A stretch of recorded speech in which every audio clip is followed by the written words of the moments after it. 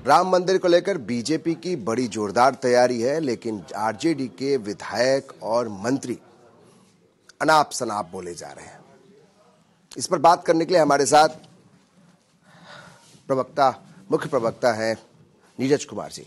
नीरज जी, कोई बोलता है कि वहां बम धमाका हो जाएगा, कोई कहता है कि कोई राम को ही नहीं मानता है, तो आपकी सहयोगी पार्टी है और आपकी पार्टी में भी कह रहे हैं कि भाई श्राद्ध हो रहा है, क्या हो रहा है, ये सब क्यों हो रहा है? कि ये सब तो फायदा आप लोग माइलेज दे रहे हैं बीजेपी को। देखिए, हमारी पार्टी जनता दल की साफ समझ है और राष्ट्रीय जनता दल के अपवाद के कोई विधायक हैं, नेता हैं, तो उनका बयान महत्वपूर्ण नहीं होगा। भाई, भगवान राम लला की मूर्ति की प्राण प्रतिष्ठा माननीय सर्वोच्च न्यायालय के निर्देश पर हो रहा है और पूरा देश इसको प्रतीक्षारत है कि वह दिन कब आएगा।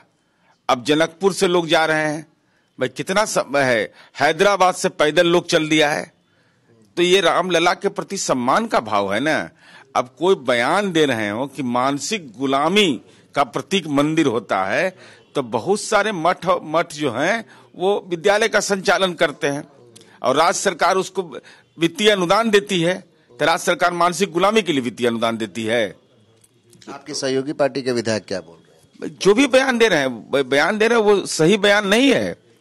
अब बताइए, इस देश के अंदर में इतना हमारा सामर्थ्यहीन हम हो गए कि देश के अंदर कोई भय का वातावरण बना देगा। अरे, बाबरी मस्जिद के लिए भी जमीन दिया गया है, मंदिर के लिए भी जमीन दिया गया है और वह सब जमीन कोर्ट के निर्देश पर है, कोई मोदी जी के निर्देश पर नहीं जमीन दिया गया है। इसलिए इस बयान का कोई औचित्य नहीं है। तो बयान का औचित्य नहीं है। आपके सांसद भी कह रहे हैं कि भाई वहाँ श्राद्ध का कार्यक्रम चल रहा है, क्या चल रहा है? सांसद ने यह भी कहा है, आधा उसको काटिए ने, उन्होंने यह भी कहा है कि हम पहले भी अयोध्या गए हैं, बाद में भी अयोध्या जाएंगे। अब बार बार हर व्यक्ति को पूछना अयोध्या जाइएगा, अयोध्या जाइएगा। आप लोग परेशान हैं क्या? जिस तरीके से राम मंदिर को लेकर एक बड़ा कार्यक्रम चल रहा है, बीजेपी सारा क्रेडिट ले। अरे, क्रेडिट कौन बात कर लीजिएगा आप? क्रेडिट कैसे बीजेपी को मिलेगा? जनता नहीं जानेगी कि माननीय सर्वोच्च न्यायालय के निर्देश पर हुआ है।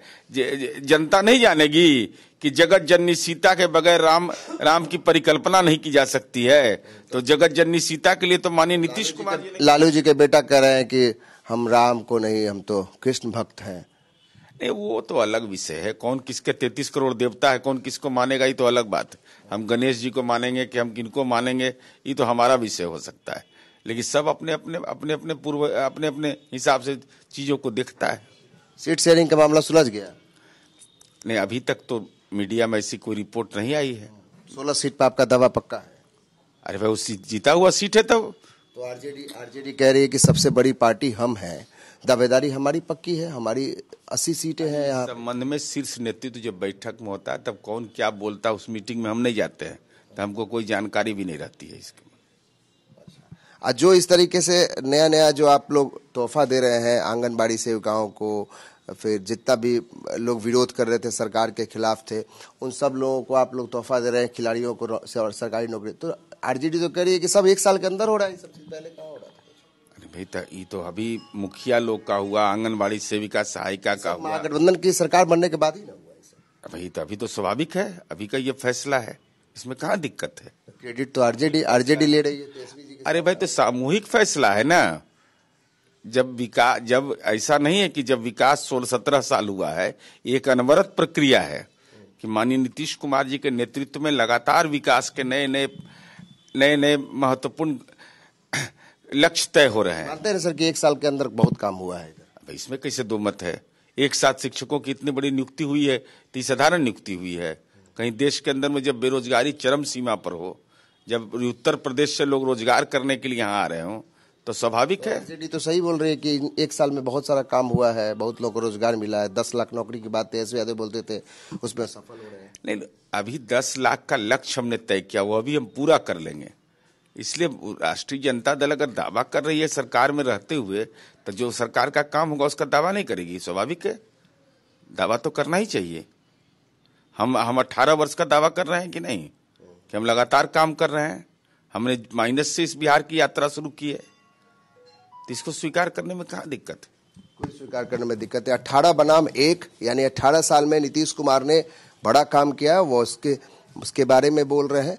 तो आरजेडी अब चुनाव में जाएगी तो अपने 1 साल की उपलब्धियों के बारे में लोगों को बताएगी कि 1 साल में तेजस्वी यादव जब नीतीश कुमार के साथ आए, महागठबंधन की सरकार बनी, उसके बाद खिलाड़ियों को तोहफे में सरकारी नौकरी मिली, राजकर्मी का दर्जा शिक्षकों को मिला, आंगनबाड़ी सेविकाओं को तोहफा मिला, और आगे देखिए क्या क्या तोहफा मिलने वाला है।